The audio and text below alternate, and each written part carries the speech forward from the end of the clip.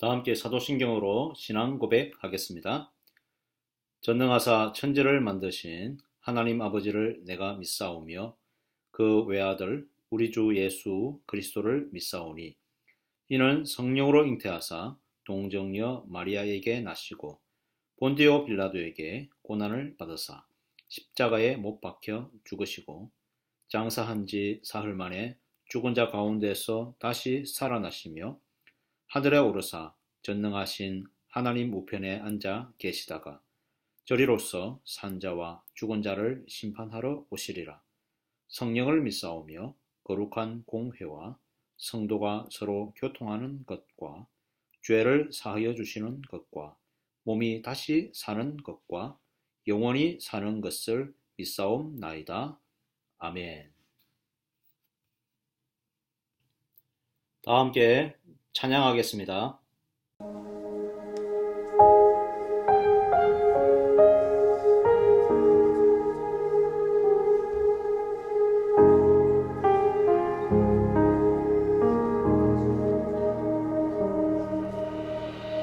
내 백성이 나를 떠나 돌아섰지만 내 사랑이 내 백성을 포기 못하니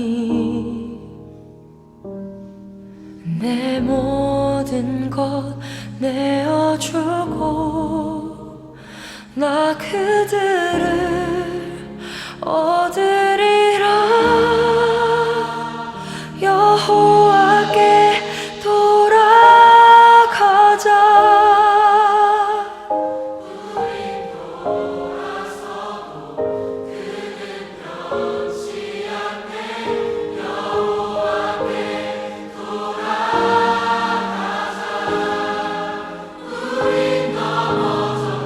그 사랑 영원하네.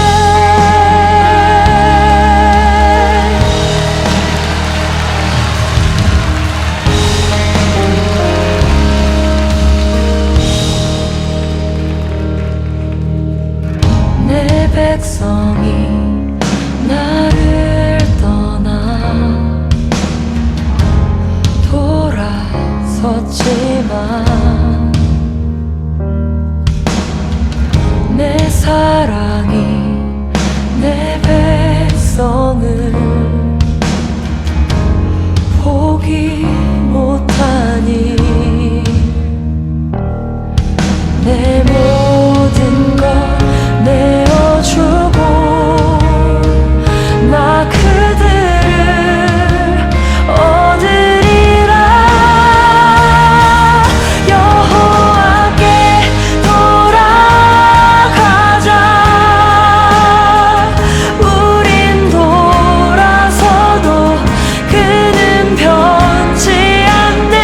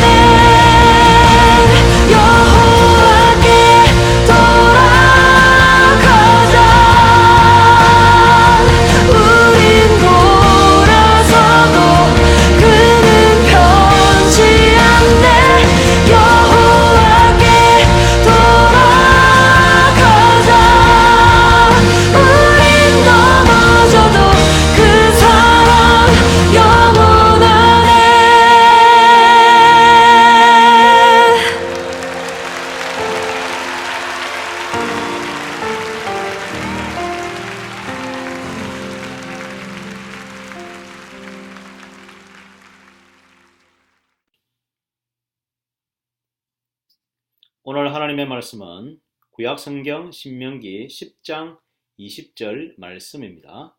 제가 봉독하겠습니다. 내 하나님 여호와를 경외하며 그를 섬기며 그에게 의지하고 그의 이름으로 맹세하라. 그는 내 찬송이시요 내 하나님이시라. 내 눈으로 본 이같이 크고 두려운 일을 너를 위하여 행하셨느니라. 아멘. 오늘 하이델베르크 요리문답 제37주일 제101문에서 102문까지의 말씀입니다. 제가 읽겠습니다. 제101문. 그러나 우리가 경건한 태도를 가지고 하나님의 이름을 맹세해도 좋습니까? 답. 그렇습니다. 정부가 백성들에게 맹세를 요구하거나 맹세가 하나님의 영광과 이웃에게 도움이 되게 하기 위한 충성과 진리를 유지하고 정진시키기 위해서 맹세가 요청될 때에 우리는 맹세를 할 수 있습니다. 이러한 맹세는 하나님의 말씀에 근거한 것입니다. 그러므로 구신약 성경에서 성도들은 맹세를 정당하게 사용하였습니다. 제102문. 우리가 성자나 다른 피조물에게 맹세를 해도 됩니까? 답. 안 됩니다. 합법적인 맹세는 오직 우리의 마음을 아시고 진리에 대한 증거를 소유하시고 만약 내가 거짓으로 맹세한다면 나에게 벌을 내리시는 분이신 하나님께 요청해야 합니다. 피조물에게는 이런 영광이 합당하지 않습니다. 제10계명 중 제3계명은 너는 내 하나님 여호와의 이름을 망령되이 부르지 말라입니다. 사실 3계명은 다른 계명에 비해서 덜 부각된 면이 있습니다. 이 계명에 우상을 만들지 말라나 6에서 7계명에 살인이나 간음을 금지하는 것은 그 의미가 참 분명합니다. 그런데 하나님의 이름을 망령되게 부르지 말라라는 계명은 구체적으로 무엇을 의미하는지 분명하게 드러나 있지 않습니다. 그런데 제3계명에 추가된 구절에는 여호와의 이름을 망령되이 부르는 자를 죄 없다 하지 않을 것이다 라고 또 말씀하고 있습니다. 이렇게 보면 하나님께서는 제3계명을 굉장히 중요하게 생각한다라는 사실을 알 수가 있습니다. 우리는 마태복음 5장에 맹세하지 말라는 예수님의 말씀 때문에 맹세에 대한 부정적인 입장을 가지고 있습니다. 그런데 오늘 본문 신명기 10장 20절에서 21절은 여호와의 이름으로 맹세하라 라고 말씀하고 있습니다. 여러분, 성경이 서로 모순되는 것일까요? 먼저 신명기 10장의 배경을 통해서 하나님이 원하시는 맹세의 모습을 생각해 봅시다. 모세가 하나님의 언약의 돌판을 받기 위해 시내산으로 갔을 때 아론과 백성들은 송아지 우상을 만들어 예배하고 있었습니다. 이 모습을 본 모세는 하나님이 주신 언약 돌판을 던져서 깨뜨려 버렸습니다. 또한 하나님은 이스라엘 백성을 진멸하시려고 했습니다. 이때 모세는 자신과 백성들의 잘못을 깨닫고 하나님께 간절히 기도하게 됩니다. 그 결과 새로운 언약의 돌판을 하나님께 받게 되지요. 하나님이 새로운 돌판을 통해서 언약을 갱신하시면서 세상의 헛된 신을 경배하지 말고 오직 여호와를 경외하라 라고 반복해서 말씀하셨습니다. 그럼 하나님을 경외하는 예배는 신명기 10장을 볼 때, 10장의 배경으로 볼 때 어떤 의미가 있을까요? 경외라는 단어는 두려워하고 우러러 본다라는 의미입니다. 하나님은 우리의 친구가 되어 주셨습니다. 그러나 우리의 주인이자 창조주이십니다. 친근하게 대해 주시고 위로자가 되어 주십니다. 하지만 죄에 대하여는 심판자 있습니다. 우리는 하나님에 대한 우리의 위치를 분명하게 알아야 합니다. 우리의 아버지는 두렵고 위대하신 창조주이십니다. 그와 더불어 사랑과 은혜가 풍성하신 분이십니다. 선과 악을 분명히 구별하시고 상과 벌을 분명하게 주시는 분이십니다. 신명기 10장 21절을 보면 내 하나님 여호와를 경외하여 그를 섬기며 그에게 의지하고 그의 이름으로 맹세하라 라고 말씀합니다. 경외의 대상인 하나님은 예배할 대상이라고 말씀을 먼저 들었습니다. 이것은 최고의 권위를 가진 누군가에게 모든 것을 건다라는 의미를 가지고 있습니다. 히브리서 6장 16절을 보면 사람들은 자기보다 더 큰 자를 가리켜 맹세하나니 맹세는 그들이 다투는 모든 일의 최후 확정이니라 라는 말씀이 있습니다. 예를 들어 봅시다. 어떤 사건이 있었는데 범인으로 생각되는 사람만 있고 목격자가 없습니다.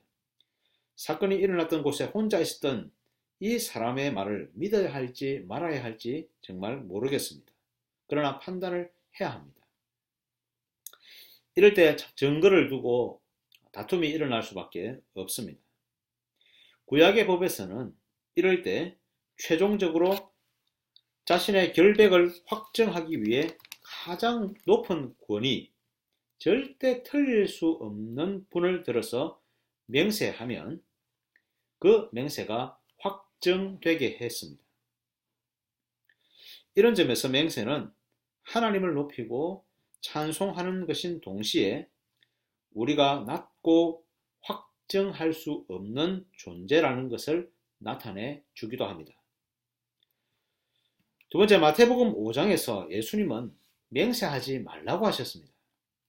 무엇 때문에 이런 말씀을 하셨을까요? 우리는 성경을 읽을 때 문자 그대로 받아들여야 할 때와 그렇지 못한 때를 신중하게 구별할 필요가 있습니다. 맹세와 같이 서로 모순되어 보이는 구절은 쉽게 단정 지을 수 없습니다. 예수님이 맹세하지 말라고 강력하게 말씀하신 이유는 사실 바리새인들이 당시 시행했던 교묘한 방식의 맹세들 때문이었습니다. 마태복음 23장 16절을 보면 바리새인들이 했던 행태들을 잘 나타냅니다.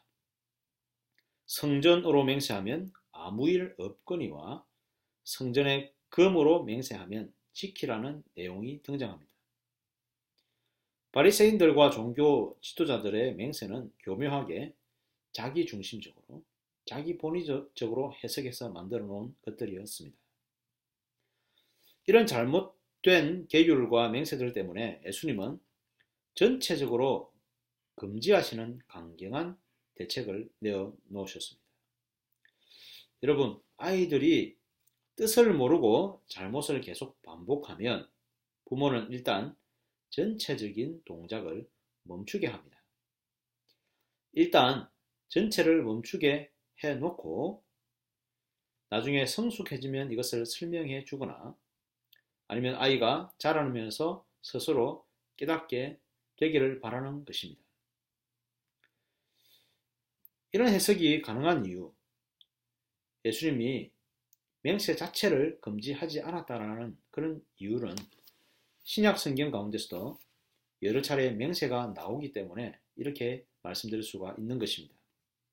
사실상 예수님 자신도 대제사장 앞에서 재판을 받으실 때에 맹세를 종용하는 제사장에게 자신이 그리스도다라고 맹세한 적이 있습니다. 고린도후서 1장 23절을 보면 사도 바울도 맹세를 합니다. 내가 내 목숨을 걸고 하나님을 불러 증언하시게 하노니 내가 다시 고린도에 가지 아니한 것은 너희를 아끼려 함이라. 하나님을 불러 정언하게 하시게 한다라는 말이 맹세라는 말입니다. 예수님이 맹세 자체를 금하신 것이 아니라 바리새인들의 잘못된 맹세를 금하신 것으로 볼 수가 있습니다. 하이델베르크 요리문답 37줄에 있는 101문답과 102문답은 맹세에 대한 이 두 가지 대립을 그대로 잘 적용해 작성했습니다. 하이델베르크 요리문답이 작성된 16세기 중반에는 맹세에 대한 로마 교회와 제 세례파의 두 극단적인 반응이 있었습니다. 로마 교회는 삶의 영역마다 해당되는 성인이 존재했습니다. 병 낫는 것을 위한 성인, 결혼할 때 또 어떤 성인의 이름으로 또 여러 성인의 이름으로 맹세하기도 하고 심지어 천사의 이름으로 맹세하기도 합니다. 성인과 천사의 숫자가 너무 많기 때문에 때로는 이름을 잘못 대기도 합니다. 그러면 맹세의 효력이 떨어질 수도 있다고 합니다. 로마 교회의 이러한 잘못된 맹세의 남용으로 하나님의 영광은 땅에 떨어졌습니다. 반대로 제 세례파의 경우에는 절대로 맹세하지 말라고 가르쳤습니다. 주님이 도무지 맹세하지 말라고 했기 때문이죠. 그런데 당시에 맹세를 거부한다는 것은 왕에 대한 반역죄에 해당했습니다. 그래서 국가의 맹세를 거부한 사람들은 사형과 같은 극형에 처해지기도 했습니다. 제 세례파들은 국가의 극심한 박해를 받고 뿔뿔이 흩어져 살게 되었습니다. 여러분, 이런 균형 잡히지 못한 극단적인 성경 해석 때문에 극심한 타락과 부득이하게 받지 않아도 될 박해를 겪는 그런 아픔을 겪게 되었습니다. 하이델베르크 101문답은 만약 국가가 우리에게 맹세를 요구할 때에 어떻게 할 것이냐라는 대답으로 네 가지의 이유를 들어서 가능하다라고 말하고 있습니다. 첫 번째, 하나님의 영광이 드러나야 한다. 두 번째, 이웃에게 유익을 가져다 줄 때 가능하다. 세 번째, 하나님의 말씀은 정당한 맹세를 인정하고 있다. 네 번째, 시대마다 성도들은 신앙의 형식을 통해 맹세해 왔다라는 것입니다. 여러분, 여전히 우리는 여러 종류의 맹세를 하고 여러 종류의 서약을 합니다. 여러분, 한번 생각해 보십시오. 제가 어릴 때 학교 다닐 때에 오후 5시가 되면 무엇을 합니까? 학교나 관공서를 비롯한 곳에서 국기 하강식을 합니다. 그때 일제히 하던 일을 멈추고 가슴에 손을 얹고 국기에 대한 경례를 하면서 나는 자랑스러운 태극기 앞에 몸과 마음을 바쳐 충성을 다할 것을 굳게 다짐합니다 라고 하면서 이 맹세를 하죠. 여러분, 나중에 몸과 마음을 바쳐 충성을 다한다 라는 이 부분이 사실상 국가 이데올로기로 반영되었다는 것을 알게 되었고, 마음과 목숨을 다해 하나님을 사랑하라 라는 이 명령과 상충된다라는 사실도 알게 되었습니다. 지금은 국기에 대한 이 경례가 내용이 바뀌었습니다. 자유롭고 정의로운 대한민국의 무궁한 영광을 위하여 충성을 다할 것을 이렇게 변경되었다고 합니다. 우리가 사회에서는 이런 우리가 잘 모르는 사이에 맹세하고 있다라는 것을 알 수 있고요. 교회에서는 어떤 맹세를 하고 있었을까요? 여러분, 우리가 흔히 세례를 받기 위해서 문답을 거행하죠. 이 문답식을 거행할 때에 함께 참여한 모든 교인이 정인이 되고 우리는 하나님 앞에서 문답과 함께 서약을 합니다. 우리가 세례를 받았다면 우리는 하나님 앞에서 서약했습니다. 그래서 기억하십시오. 세례를 받은 사람은 하나님께 믿음의 맹세를 한 사람들입니다. 또 우리는 언제 맹세를 했을까요? 특별히 우리 믿는 사람에게 있어서 결혼식의 가장 중요한 순서는 언제일까요? 우리는 결혼식 때 맹세를 합니다. 결혼식의 하이라이트는 신부가 입장하는 것이라고 우리는 알고 있습니다. 또 은혜로운 목사님의 주례사도 참 좋지요. 그런데 결혼식의 하이라이트는 어여쁜 신부도 목사님의 참 은혜스러운 주례사도 아닙니다. 결혼식의 가장 중요한 순서는 서약식입니다. 두 사람이 하나님 앞에서, 특별히 믿는 사람의 결혼식은 하나님 앞에서 두 사람이 서약을 합니다. 서약을 통해서 하나님이 허락하신 언약의 공동체가 됩니다. 이 서약은 죽음이 갈라놓을 때까지 하나님 앞에서 유효합니다. 여러분, 그러나 요즘 하나님 앞에서 서약이 너무 쉽게 깨어지고 또 너무 우습게 여겨져서 참으로 안타까운 마음이 듭니다. 우리의 서약이, 우리의 맹세가 하나님과 함께 맺어졌다는 사실을 잊지 마시기 바랍니다. 서약이 너무 쉽게 깨어지는 것은 하나님의 이름을 가볍게 여기거나 자신의 욕심을 따라 살아가기 때문입니다. 여러분, 또 한 가지 생각해 봅시다. 국가나 어떤 기관에서 맹세가 가능하다라고 했습니다.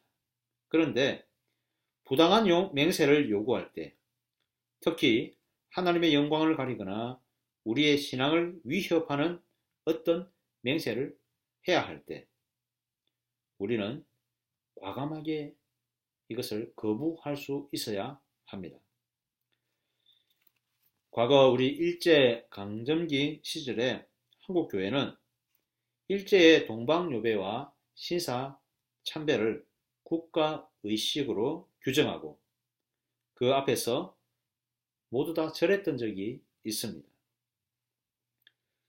거기에다가 한국 시민으로서의 의무를 다하기 위해 교회의 종탑과 심지어 교회의 수저까지 바쳐서 그것으로 전쟁 준비를 하는데 도와주고자 했습니다. 우리가 예배를 드릴 때에 먼저 동쪽을 향하여서 절을 하고 예배를 드리도록 강요받았습니다. 여러분, 우리는 이런 굴욕적인 역사를 기억해야 합니다. 우리 한국교회는 일제의 신사참배라는 커다란 오점을 남겼습니다. 그러나 그 가운데서도 소수의 신앙인들이 하나님과의 맹세를 저버리지 않고 과감하게 일제에 저항했습니다. 때로는 감옥에 갇히고 때로는 순교를 당하고 감옥에 갇혀서 죽지 않고 살아남았던 옥중 성도들은 또다시 과거에 신사참배에 앞장섰던 여러 교회들에게 박해를 받았던 역사를 가지고 있습니다. 하이델베르그 백인 문납은 하나님 앞에 맹세했다는 것은 다른 신들에게 맹세할 수 없다는 사실을 말해줍니다. 처음에 구약의 맹세를 말씀드릴 때에 맹세는 예배를 나타내고 예배는 오직 참 신이신 하나님께만 드려야 한다고 말씀드렸습니다. 가톨릭 교회가 하나님이 아닌 성인이나 천사들의 이름을 빌려서 기도하고 맹세하는 것은 심각한 우상 숭배이자 하나님의 이름을 우습게 여기는, 만홀히 여기는 분명한 행위입니다. 이것은 명백히 신앙의 행위가 아닌 이방적인 행위인 것을 분명하게 알아야 합니다. 그래서 이런 거짓 맹세에 대해 102문답은 천사나 성인, 인간에게 맹세는 합당하지 않으며 살아계셔서 모든 것을 아시며 거짓에 대해 심판하시는 하나님께만 맹세가 가능하다라고 가르쳐주고 있습니다. 말씀을 맺겠습니다. 성도 여러분, 하나님 앞에서의 맹세는 우리의 삶이 항상 하나님과 함께 하고 있다는 것을 깨닫는 것입니다. 코람 데오라는 말이 있습니다. 이 말은 하나님 앞에서라는 말입니다. 우리의 삶이 언제나 하나님 앞에서 살아가고 있다는 것입니다. 좀 더 확대해서 말씀드리면 우리의 삶의 자리가 어디이든 어떤 시간에 무엇을 하든 그곳에 하나님이 계시다라는 것입니다. 여러분이 믿고 있고 또 하나님이 어떤 분이신지 안다면 이제는 우리의 말과 행동과 생각이 달라져야 하지 않을까요? 하나님 앞에서 어떻게 살 것인가? 우리가 말씀 보고 기도하고 결단한 내용이 그저 나 혼자만의 독백이 아니라 그곳에 하나님이 함께 계시고 나의 기도와 결단을 받으셨다고 믿는다면 이제 우리의 믿음과 우리의 삶이 좀 더 달라져야 하지 않을까요? 세상에 의지하고 싶은 많은 것들 앞에서 내가 의지할 신앙과 내 모든 것을 걸 수 있는 분은 하나님 뿐이다 라는 사실을 확신해야 되지 않을까요? 맹세를 받으실 수 있는 분, 예배를 받으실 수 있는 분, 모든 것을 판단하시고 심판하시는 분이 하나님이시다 라는 사실이 우리의 모든 맹세 속에 담겨져 있습니다. 이런 위대하신 하나님께 영광을 올려드리시는 저와 여러분 되시기를 간절히 소망합니다. 아멘.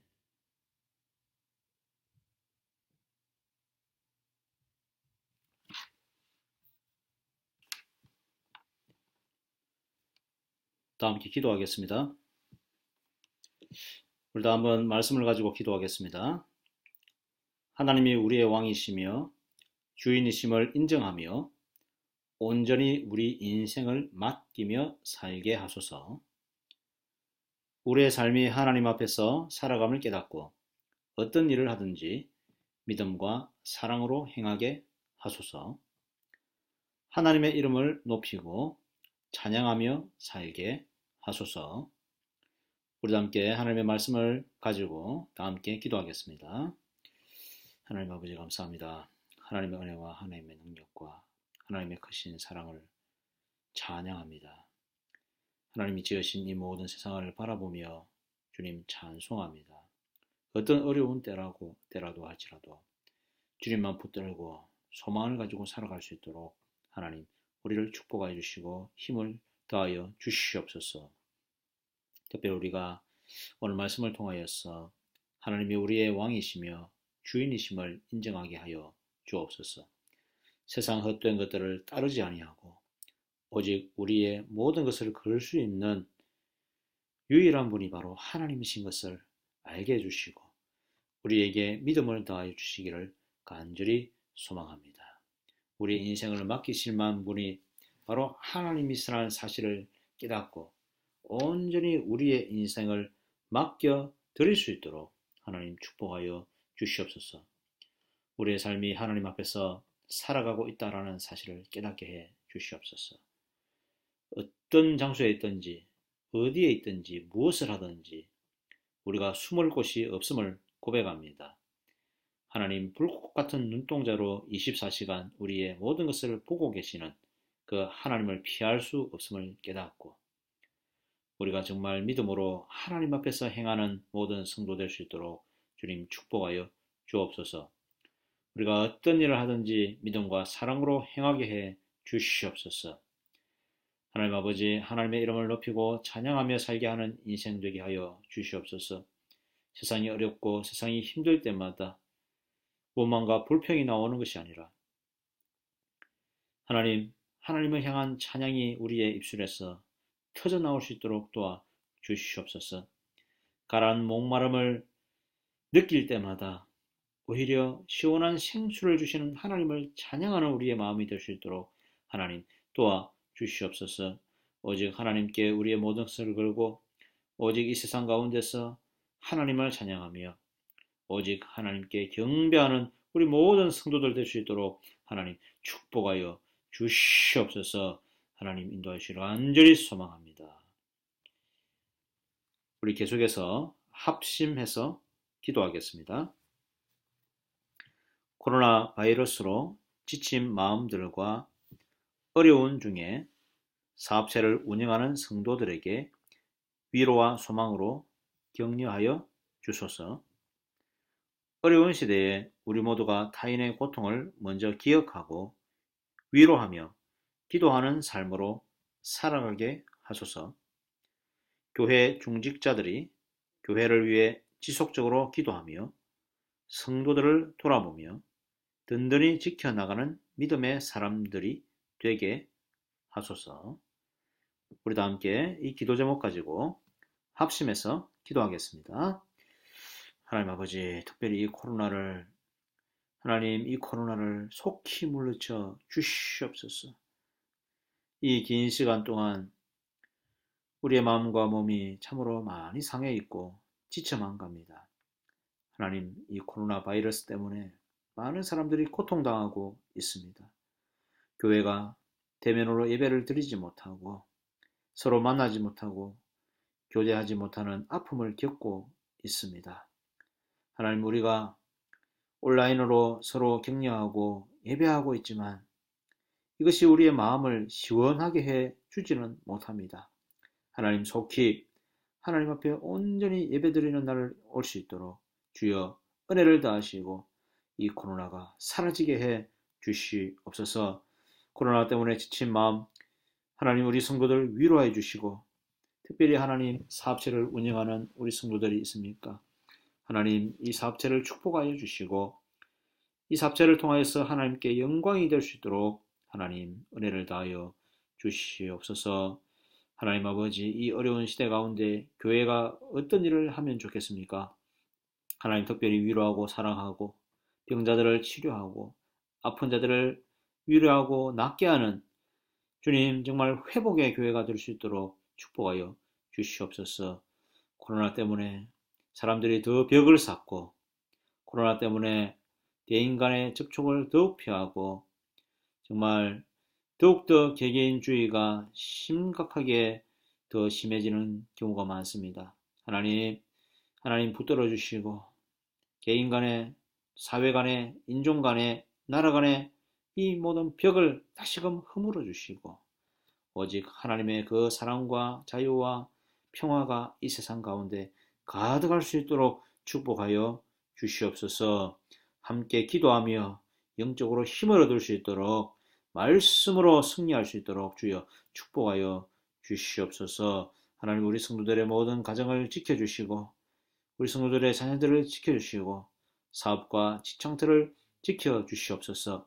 우리의 자녀들이 믿음으로 일어나며 요셉과 다니엘과 같은 하나님의 사람이 되며 이 땅 가운데서 빛과 소금의 역할을 감당하는 이 세상 가운데 주님의 이름을 더 높여드리는 우리의 다음 세대 될 수 있도록 하나님 축복하여 주시옵소서.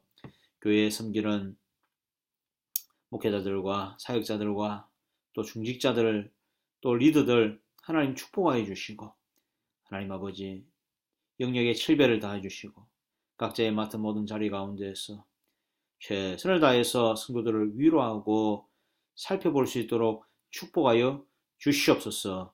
성산교회를 통하여서 이 밴쿠버 지역에 하나님의 복음으로 가득 차며 하나님의 선교의 역사가 더욱더 풍성하게 일어날 수 있도록 축복하여 주시옵소서. 예수님의 이름으로 기도합니다. 아멘. 다 함께 주기도문으로 예배를 마치겠습니다. 하늘에 계신 우리 아버지여, 이름이 거룩히 여김을 받으시오며 나라의 임하옵시며 뜻이 하늘에서 이룬 것 같이 땅에서도 이루어지이다.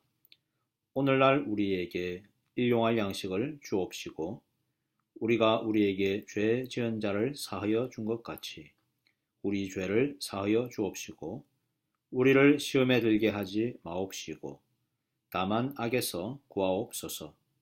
대개 나라와 권세와 영광이 아버지께 영원히 있사옵나이다. 아멘.